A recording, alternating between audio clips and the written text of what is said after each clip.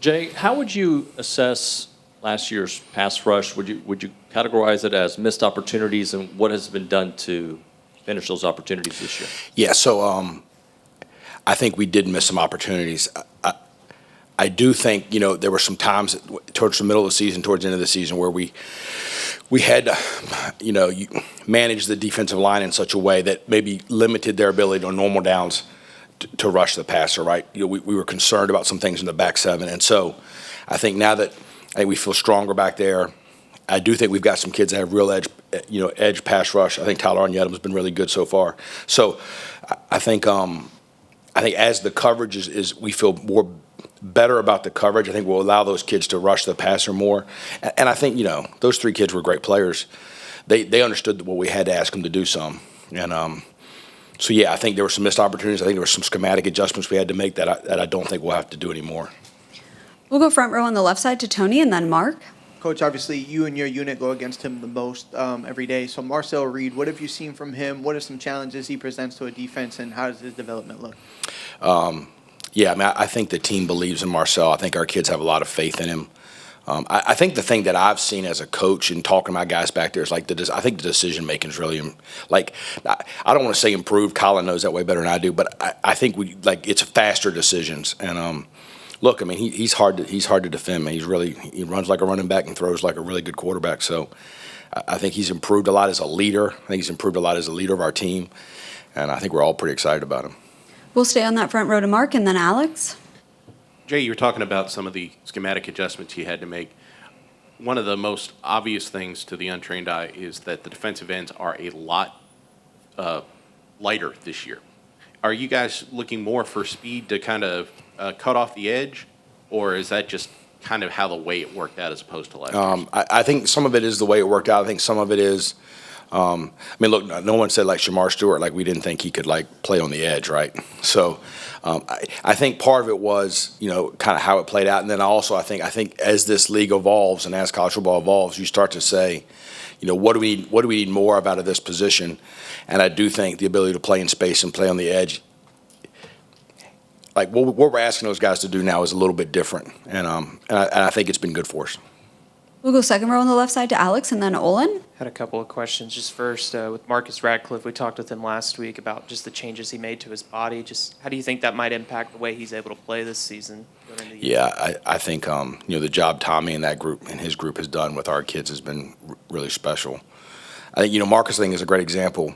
He came in here from a lesser program, a group of 5 program, and kind of had a good first year. But then now you look at him physically and it's wow, he's big, man. And I think he controls his body better. I think he's faster. I think everything that you want a kid to improve upon, he's improved upon.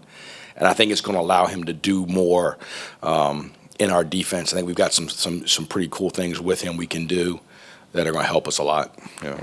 And then as just the coach who works with the linebackers, have you seen that group come alongside guys like Taurean and Scooby? Yeah, I think Taurean's doing a really nice job. I think Taurean's really improved athletically too. I think Brad Minter's done a great job with those guys, man. One of our strength coaches, him with the DNs and linebackers, he's done a great job. Scooby, I've had Scooby for a long time now, right?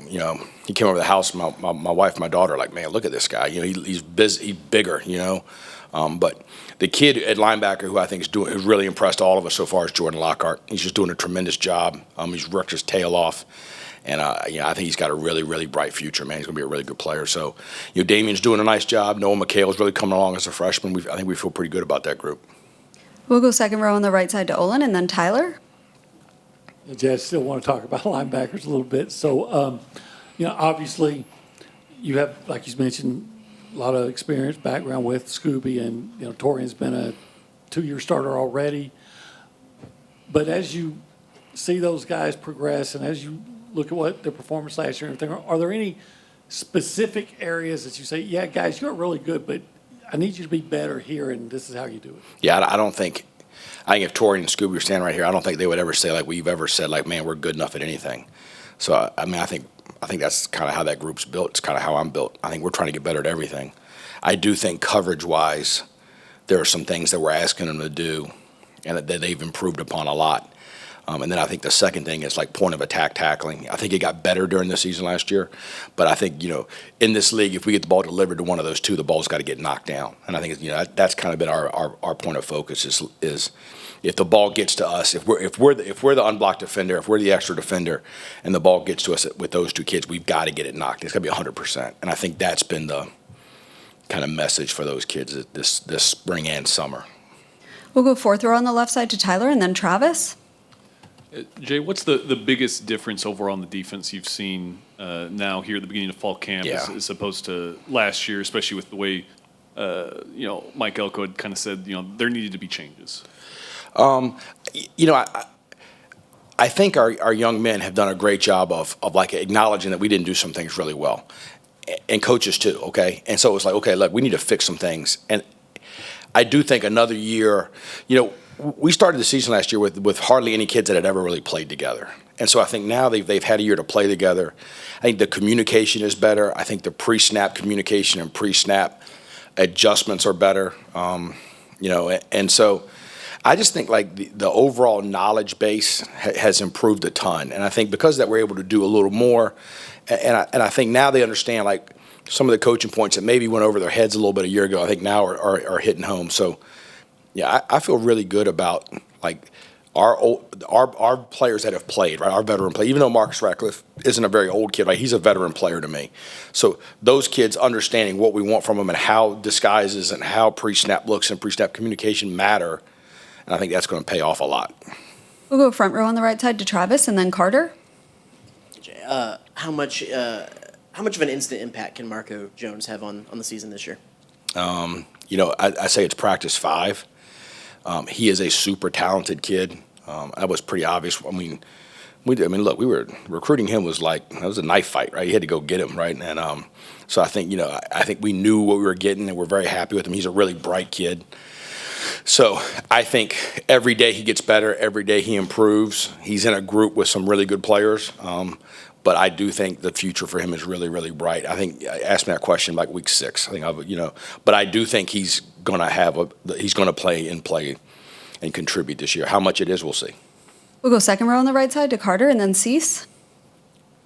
Hey Jay, when you have a guy like Jordan Shaw at nickel, how tempted are you to move Tyreek Chappell outside, and just what's that kind of been like that with the cornerback group and as a whole beyond Will Lee at competition? That's a great question.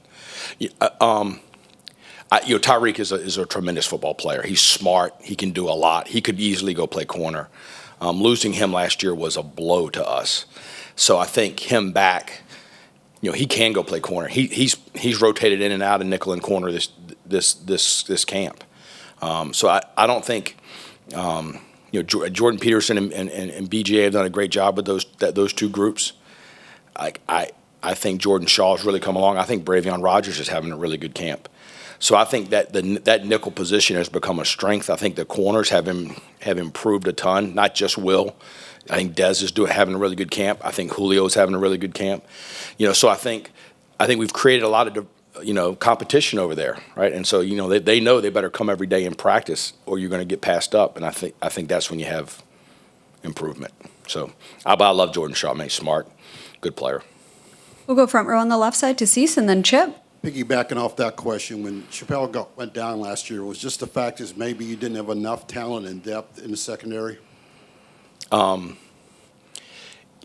just think we built some of the defense on the fact that we could play man in the slot all the time, and that became not necessarily the case. And so we had to. It affected everything else. And I think as the season went on and more people saw us and were able to see some ways to attack us, it continued. So I feel way better about our depth right now. I feel way better about the younger kids in the program improving and coming along.